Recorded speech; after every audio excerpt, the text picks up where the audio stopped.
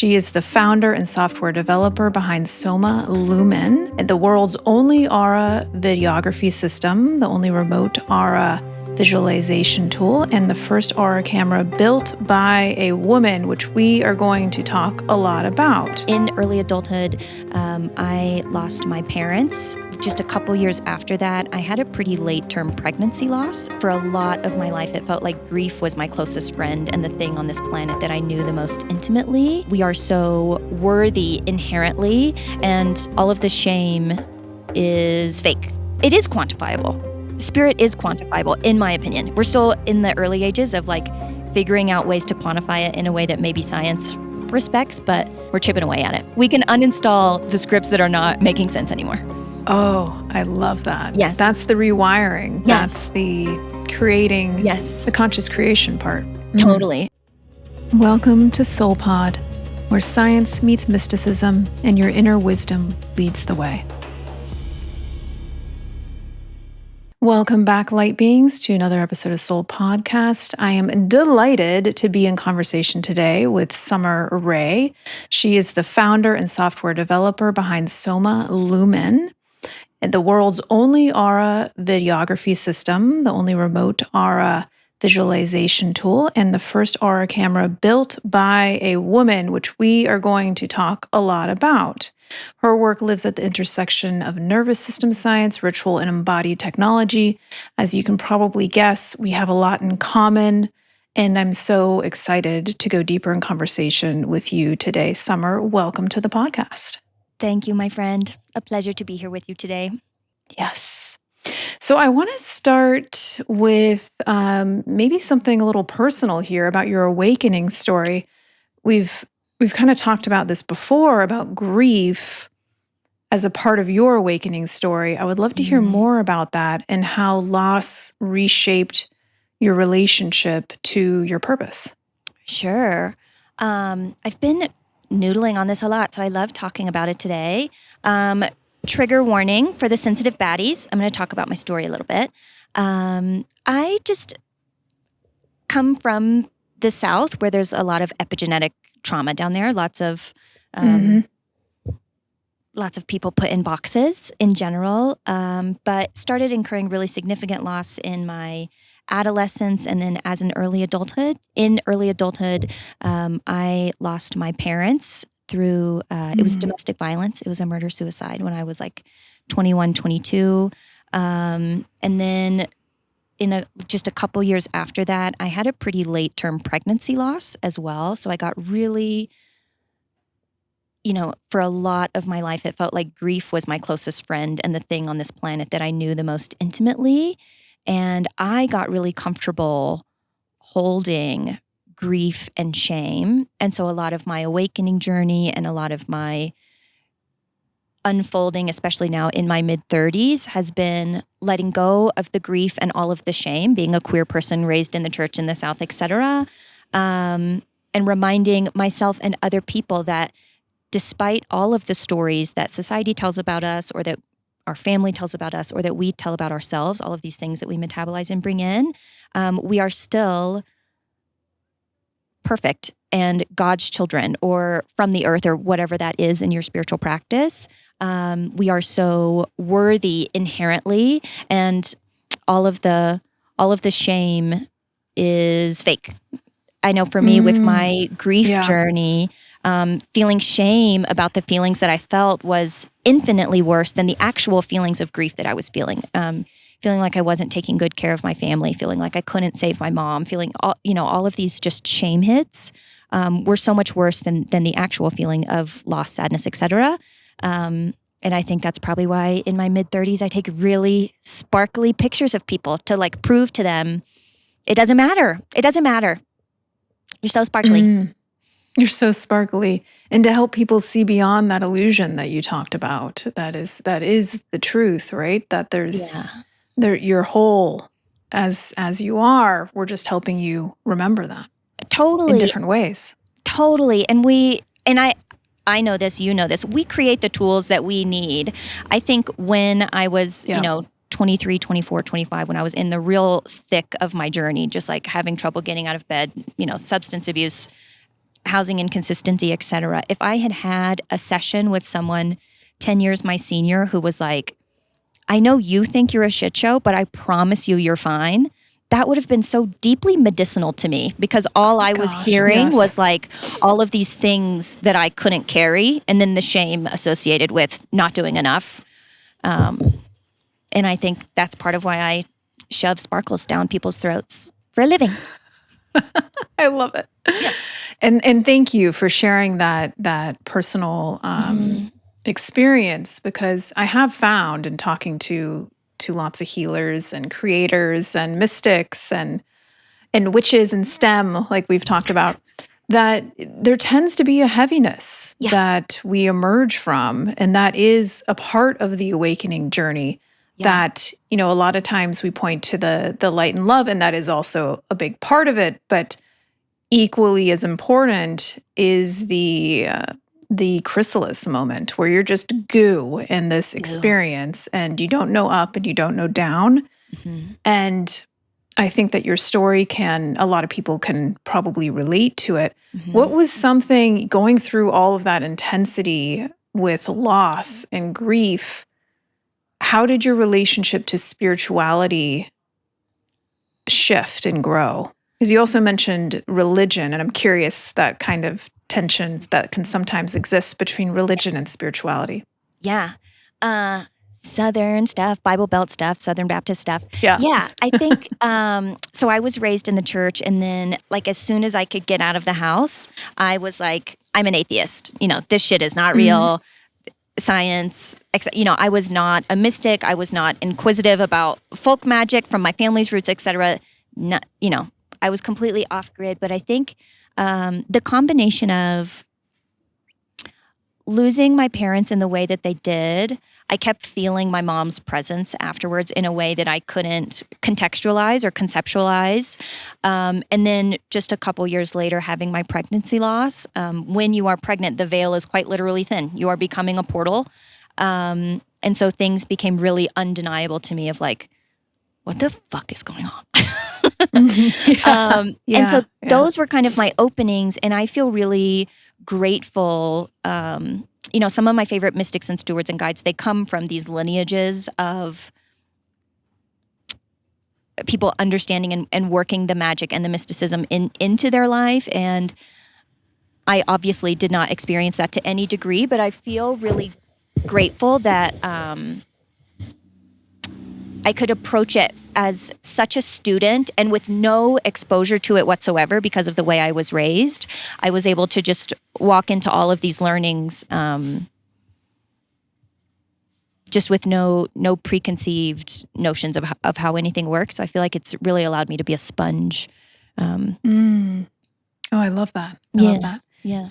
And I want to ask you about your understanding or your interest in that intersection between neuroscience and mysticism.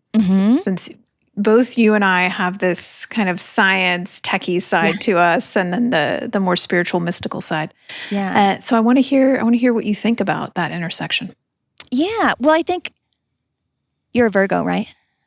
I am. Yeah, you're a Virgo. I'm a Virgo moon. So I think there is just something deeply investigative about those placements, but that's me being into astrology right agree. Now. But I think for me, coming from, I'm an atheist, like kind of having that background to recognizing the very apparent presence of spirit, there is still that desire for me to quantify and prove my experience. Like, okay, totally. I feel it, but why do I feel it? How do I feel it? Do you feel it? What was yours? It's this need to quantify. And so part of, like even with Soma Lumen, part of, in my opinion, the magic of Soma Lumen is I wore those sensors for like more than 20,000 hours.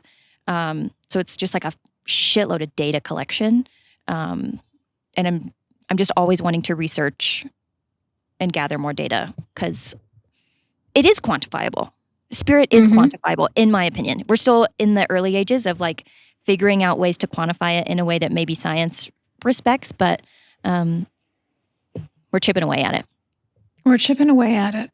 And I think we'll discover so much more in the years to come. Yeah. So I would love to talk about the concept of an aura, because you do aura photography. Yeah. So before we get into the tech of it all and how it all comes together, I'm curious, and there may be an intersection there, of course. I'm curious, what do you define as an aura, and why is it important for us to connect with ours? Totally. So your aura, and there's 1,000 different philosophies about this. There are people Yes. who believe there can be entities in your aura. There's people who believe that there can't. And I am maybe the person most interested in it on the internet at the moment, but I am certainly not the world's greatest expert. But the way I think of your aura is your energetic field. And my belief system includes there being kind of layers to this. There are your innermost layers, even just like the toroidal field of your heart pumping, to broader and broad. I mean, almost like, as above, so below. Everything's all the same. Even when we think of like the Earth's atmosphere, I think of the human body's aura as so similar of, just these layers. Why wouldn't it be the same?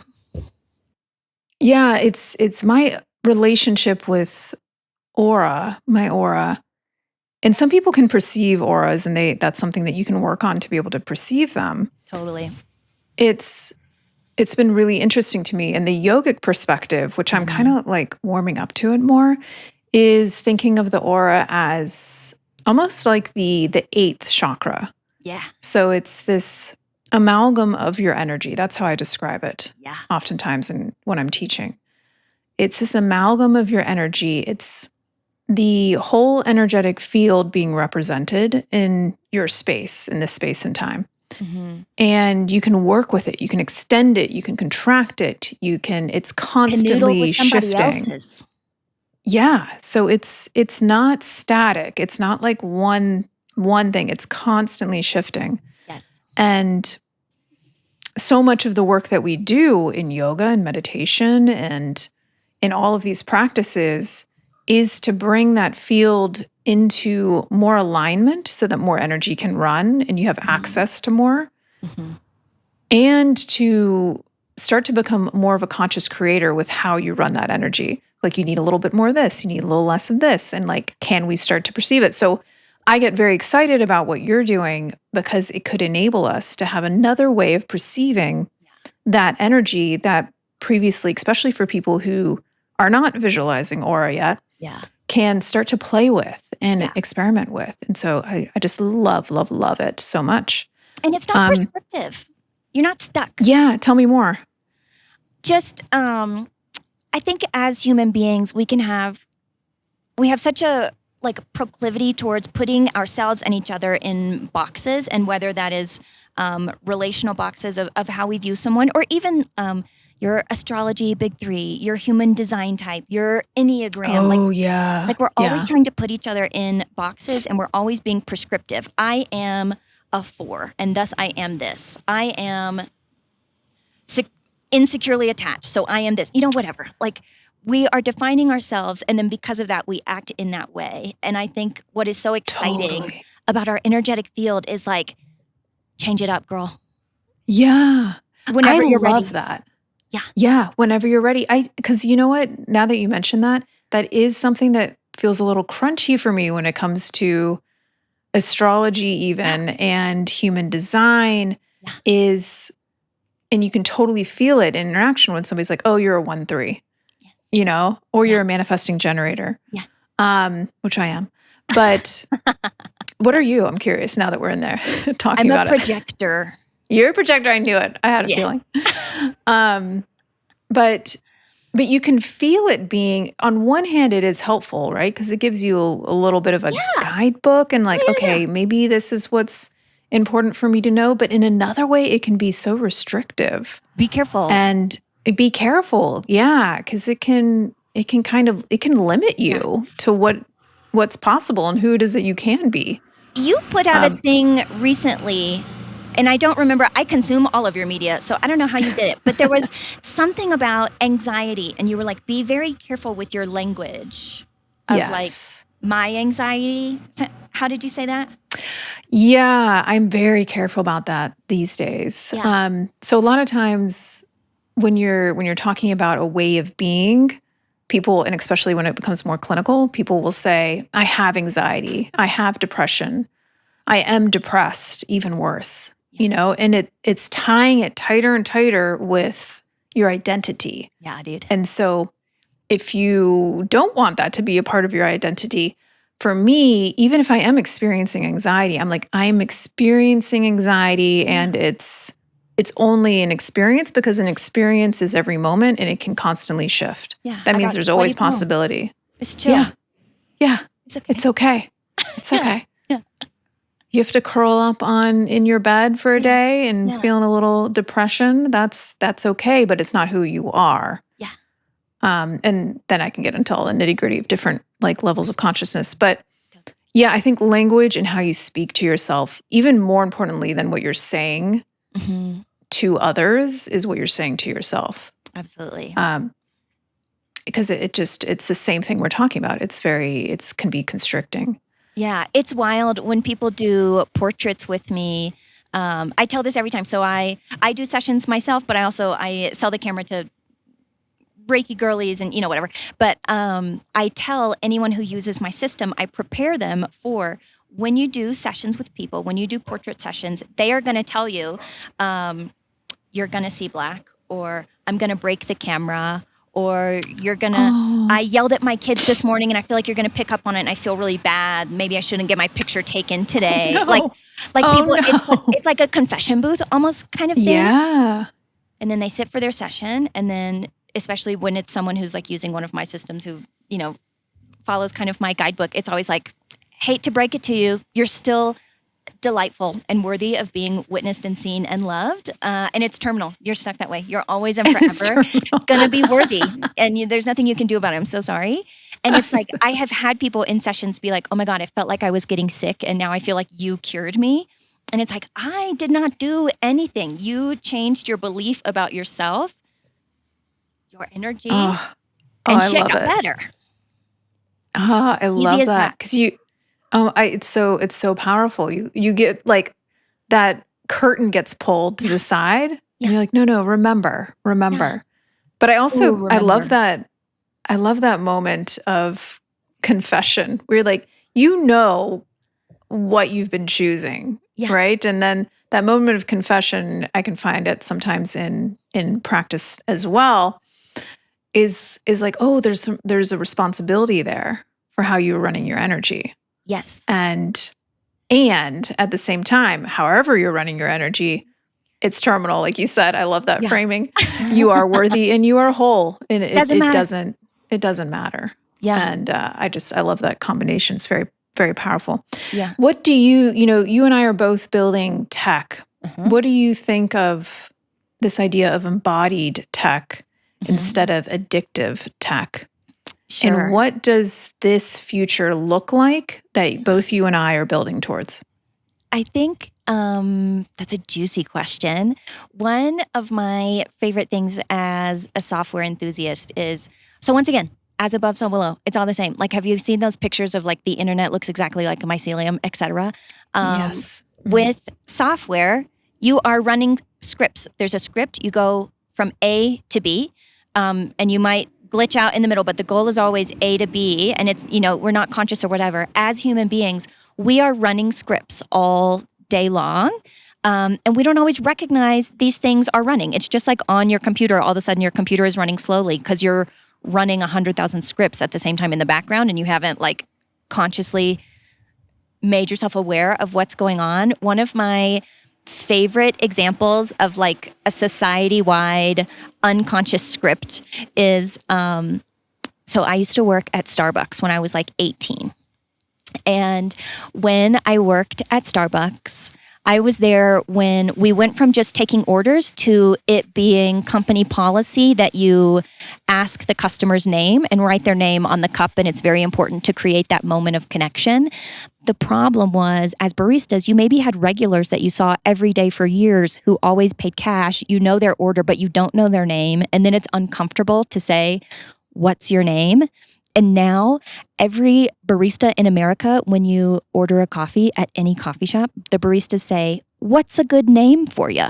That's the dumbest way to say that.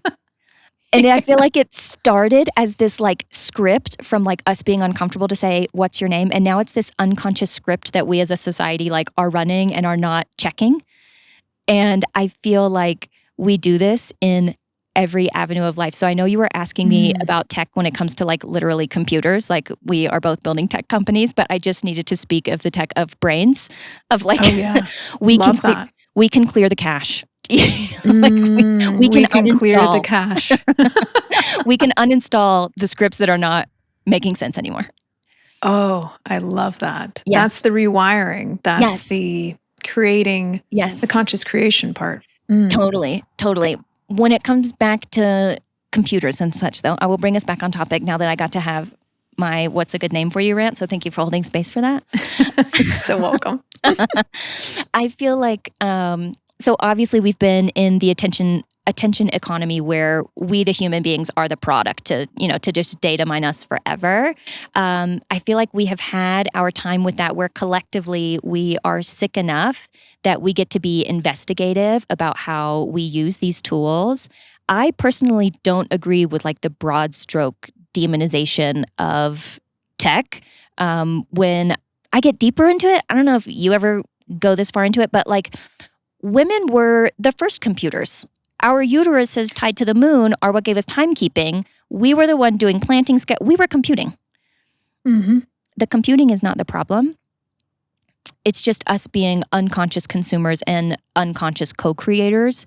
And at any moment, we get to say, I'm going to put my phone in grayscale for a week so I like reorient my like dopamine around this screen. Or you know what I mean? Like, I do. There's a thousand different ways we get to just choose to log off. I totally agree with you. And I know this topic can be a little crunchy for people. And I have been asked this question myself of like, oh, but building tech and it's spiritual and is it good or is it bad? And what's your answer? I see it the same exact way you do. Tech itself is not good or bad. It's our intention with how we create it and build it and how we consume it. And yes, there has been manipulation done to capture attention. And most of us are not aware of how that manipulation is actually working on us. There's an educational component that is completely missing as well. There's a oversight component that's missing. There's a regulation component that's missing. And I come from biotech where those elements, regulation, oversight, are core to the development in that area of human what can be thriving. And so I think that's completely missing. I remember I went to an AI conference, and I don't know if I've talked about this before on the podcast, in 2019, and it was downtown San Francisco. You can guess who was there. It was before the pandemic, and I was just curious. So I grabbed a ticket, and it was sold out, and it was all like big minds in philosophy and tech, and I won't say who was there. And I was sitting there, and I was like, I came away from that conference being like, oh, we're in trouble. And again, I don't think AI is necessarily bad. It's I got to be in the room where it was emerging. It was coming together at that time. And I could tell because of the level of consciousness in the conversation and the direction that we were going with it. I was like, this is not good. And I think there needs to be more women in those rooms and in those conversations. In every room. In every room. In every room.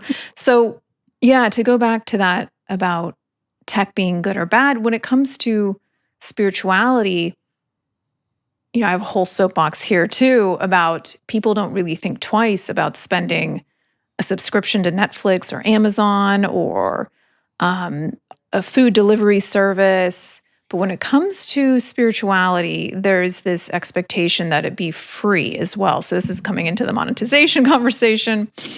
And I would love to talk to you about this because I don't think it's talked about that much. And it is a crunchy conversation. And we happen to be two women in tech building. And for me, at least, and I'm curious to hear what you think, it feels karmic. It feels old. It's like an old story. I went on this podcast and it kind of blew up a bit. And one of the comments on it was, anything meditation, spirituality should be free. And that really stuck with me. And I'm like, well, there is, of course, free access to many different types. And you don't need an app necessarily. But library, nature, stillness. Mm-hmm. Yeah. But there are structures that can help. And I know that's been the case for me, definitely during times early on in my journey and when I hit a plateau or a stressor. Mm-hmm. Or I just want to go for it, acceleration. Yeah.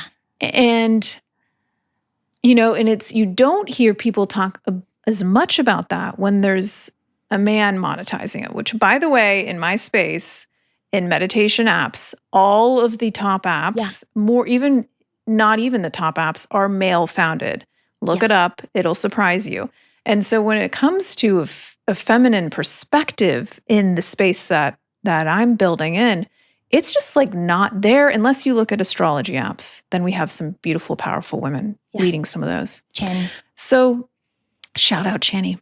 And so it's so nuanced to me. I think it also goes back to the old days of ashrams and them being free. Mm-hmm. But you got to remember there were different social constructs in place at that time. Yeah. And the ashrams were provided for by the community. Mm-hmm. And now this is not the same thing, right? Yeah. There's money. All money is an energetic exchange. Yeah. And women, for the first time in generations and thousands of years, are starting to become able to be a part of that energetic exchange. Yeah. And I will be damned if I'm not a part of that. Like, I'm like, this is a moment for us to be able to actually build, which is going to look different than maybe what somebody else would build, especially from the masculine perspective. Okay, so I've gone on and on there.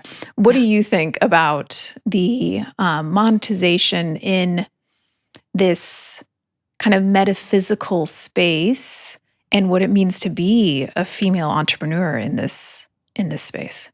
Totally.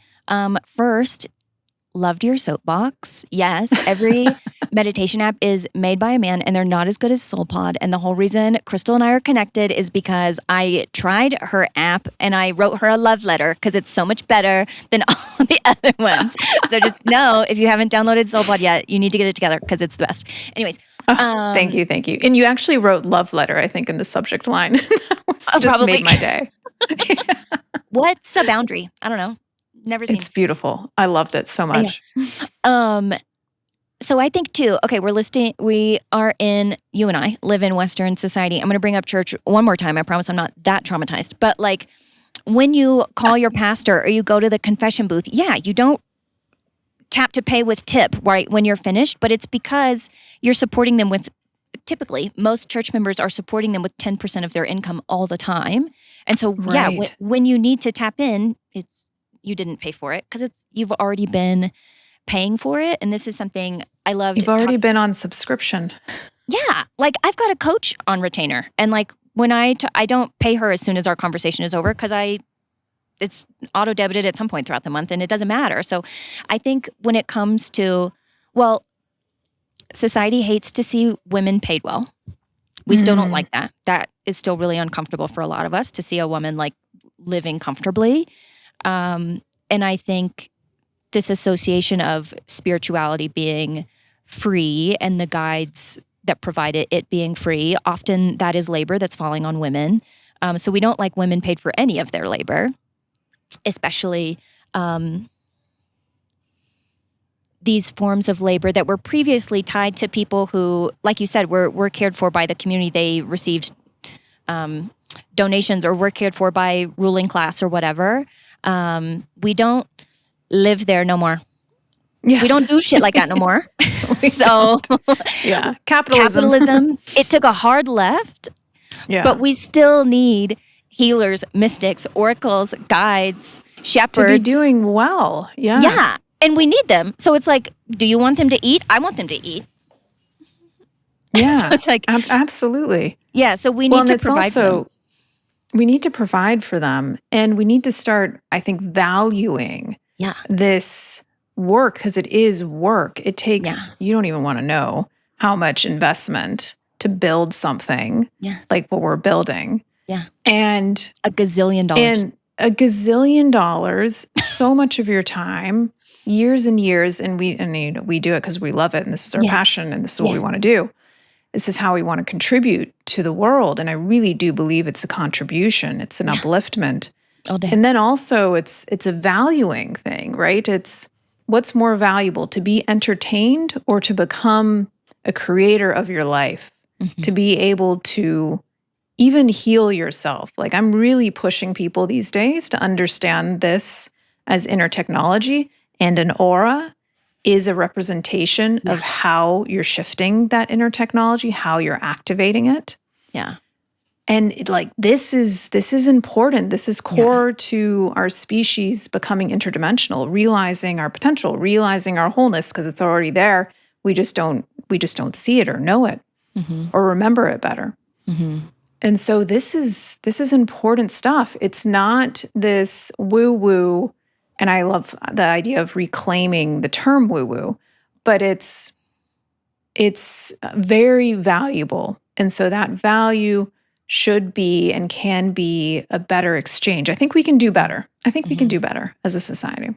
We can totally do better. And I do feel that there is an awakening towards this in general, just when it comes to invisible labor. I think spirituality and spiritual guidance is something that for a long time fell under invisible labor, because it's like, why wouldn't you pick someone up? You know what I mean? It's like, if I'm here and you're here, like, of course I'm going to try to bring you up. Like, that should be paid for. And I think, there's all of these things, like your stay-at-home wife, her salary should be $250,000, because if you had a grocery shopper and a housekeeper and a, if we tally up the hourly wage for a stay-at-home spouse, they should be making six figure. That's how much it's worth when you contract it out. And so I do think it's changing. I also think it's really changing. It's slow, though, and it takes people. This is even something I was working with a coach last week, which is, I have healed the wound of receiving. I've healed the wound of, like, I am going to make my wage and I'm going to earn it and it's going to be a healthy wage. I feel really good about that. Even I am still struggling with being perceived receiving. I call it, you might appreciate this, I have a fear of being perceived like someone who I call the wide-brimmed hat ladies, the manifestation hats. I have a big fear around being dumped in a bucket. Are you talking like Kentucky Derby? Like hats? No, but thank you for respecting my culture. No, like I'm talking like Santa Barbara. Oh, got it. Okay. Do you know what I'm saying? The manifestation hats. Yes, the manifestation hats. Got it. Yeah. Been popular on Instagram since 2016. So like make a lot of money on Amazon or whatever. I have a lot of fear now that I am someone who is like a six-figure earner in the spirit world. I have a lot of fear with being perceived as that because of the negative connotations that come from it. And that's just more shame to work through, brother. I mean, and what are the negative connotations that come with it? And this is maybe the broader question here is, why is it so important for women to be building? Yeah, I think there's a lot of valid conversation around spiritual bypassing and snake oil selling. That is real and exists. And the love and light girlies can suck a little bit. And that is valid and we should talk about it. But it doesn't mean that just because you have figured out a way to provide well for yourself, that the spirituality that you are facilitating is inherently lesser. It is not moral to be a spiritual guide that's broke, but we think it is. Interesting. Know what I mean? I do. I wonder if it, and also we're talking about this all in the construct of what is, right? We operate in a system that is capitalism, and we are in the death throes of capitalism. So there is going to be another system that has to emerge. And I think women are going to be a big part of that emergence of like, okay, what does it mean? Because there's always an exchange. What is the new form of exchange? In a way that nobody is left behind. And I truly believe that. I do believe that there is a model where this species, humanity, can thrive. Totally. And everybody. There is not this scarcity mindset truly that everybody can be uplifted.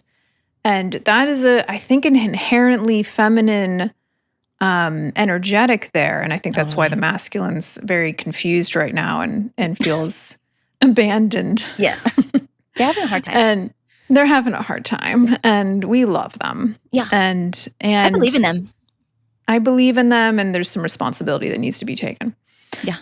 But tell us more about how you brought Soma Lumen together and how you grew it. Yeah. All this shit was an accident. Isn't that so fun? Oops. I love it. Whoops. So, okay, the way everyone is scared of AI now, it sounds like you got scared of AI in 2019. I got really scared of AI in like 2022. I had seen aura photography around. I used to live in New York. There's a woman in Chinatown who's been slinging those pics for decades. She's the best. So I had seen it around. I had a small marketing software company. I got really scared of AI and I sold it. I just like abandoned ship. And I started working under a naturopath at a local apothecary making like $18 an hour because I just was like, the internet's crumbling. Marketing software won't exist anymore. I need to build like nature skills. Just like panic. Nature skills. I love to learn that. herbal medicine. What a moment. Yeah.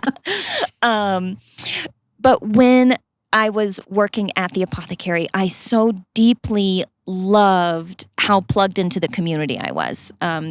People were purchasing with legal tender, but it was such an exchange.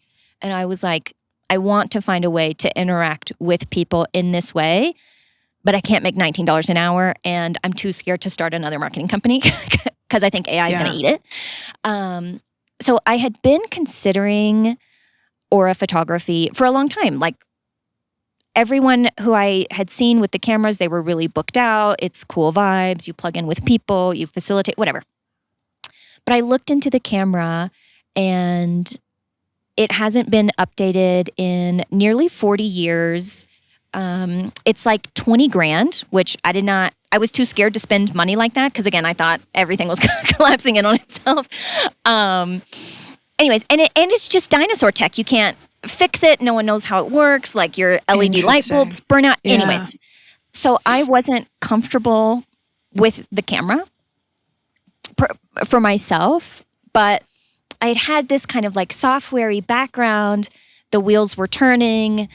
The moon was full. I was ovulating. I don't know, like whatever. All the stars aligned, you know? And I was like, I think I could figure this out. So I bought, you can buy all kinds of things on the internet. So I bought biometric readers that pick up on different frequencies.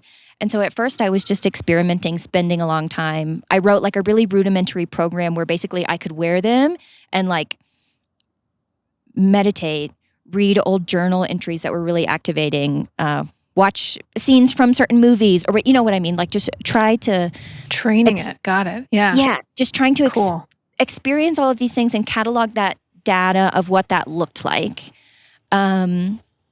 That's the long and short of it. That's how it started. And then it tumbled into this like super nerd zone of like, I couldn't take the readers off. Like I just wanted to catalog data constantly of like, and like deepening like just finding new ways to send myself different places, whether it's plant medicine or meditation or, you know, working with guides and stewards or whatever. But anyways, cataloging all of this. And then just like the old school camera, vibrational frequency has correlations. If you have a guitar in your lap and you pluck the D string and you have a guitar on your wall, the D string on the guitar on the wall is going to vibrate because that's just vibrational frequency. And vibrational frequency always has related sounds, colors, all kinds of stuff. I want to add sound one day. And that's a conversation for another day. Yeah. Yeah. Anyways, so it started with this just deep interest of just that just like Virgo curiosity of like rabbit holing through the human experience and finding ways to paint it artistically. And the fun thing about new technology is that it's changed. So the video aspect is something the old camera couldn't do because the old camera is a Polaroid. and webcams. Oh, that's right. Yeah. Yeah. So webcams can capture video. So like the fundamentals of how it works is it gathers data for a finite period of time, and translates that artistically and tries to interpret based on where things are moving, how things are moving, how strong they're moving, how they're layered together, etc. Trying to artistically paint what that looks like, and it's pretty good. It's pretty cool. It's really, really cool. It does stuff. Yeah. Last weekend, I had my third experience myself of, I don't want to say predicting or revealing a pregnancy, but like what has come up has like sparked me saying something about womb work or the motherhood journey or whatever. And for the third time now, someone's been like, I'm 9 weeks. Like they're not visibly pregnant yet. Like white over the solar plexus and stuff like that, which is just like, cool. Like at some point it stopped being mine. And I don't know, I would love to hear your journey with Soul Pod, but with this, it has felt like such a calling. The metaphor I use sometimes is like, I am such a like vessel and instrument that is not even in control of it. Sometimes I feel like I'm a pen that's on a desk that's gotten picked up. Oh yeah, I totally agree. Yeah. I feel more, I've always felt this. I've always felt like it's its own energy. Yeah. And my job is simply to honor it the best way that I know how and to listen to it and like what it wants to become. But as it becomes more and more, and it's like there's this gradient between like manifest and unmanifest.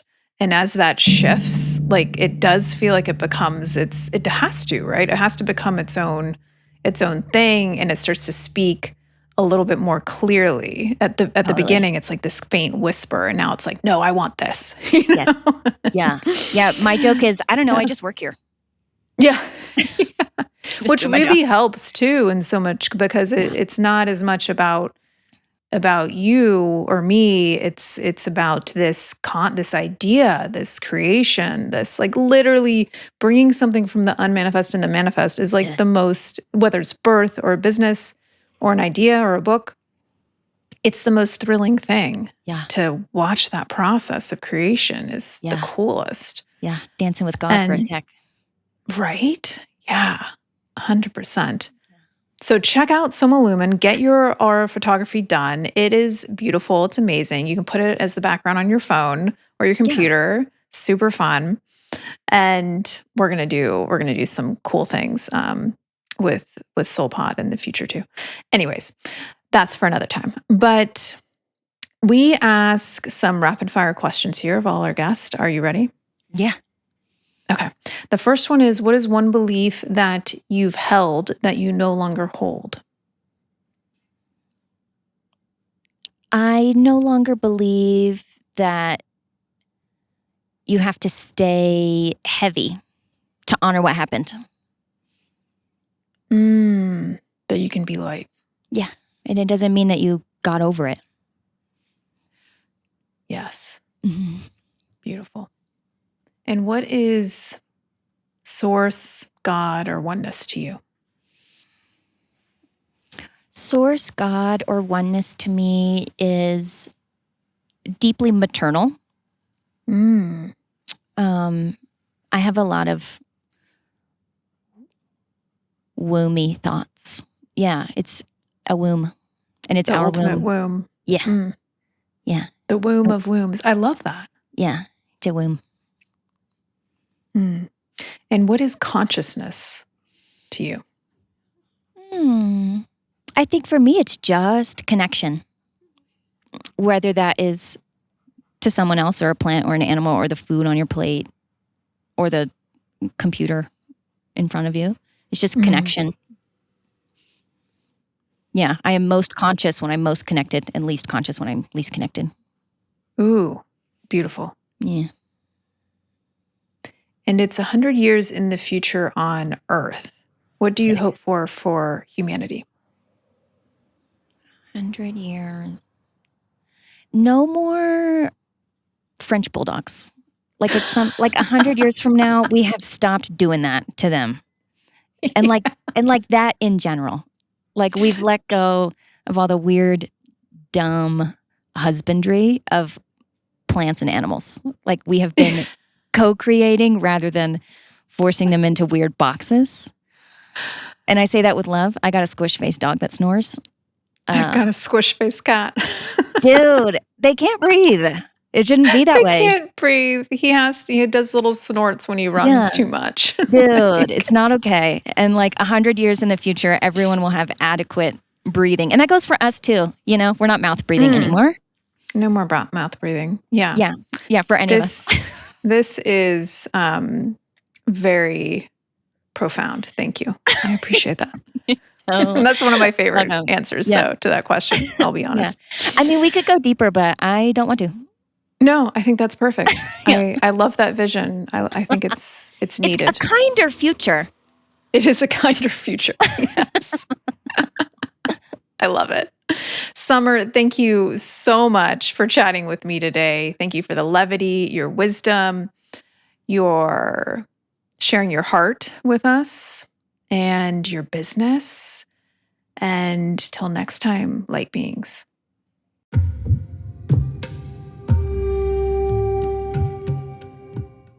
Thank you for journeying with us today, light being. We hope you enjoyed the episode.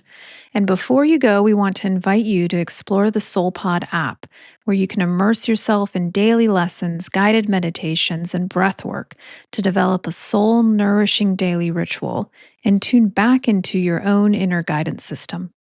You can download SoulPod in the App Store or directly from the show notes to start your free trial today and awaken the ancient wisdom within you.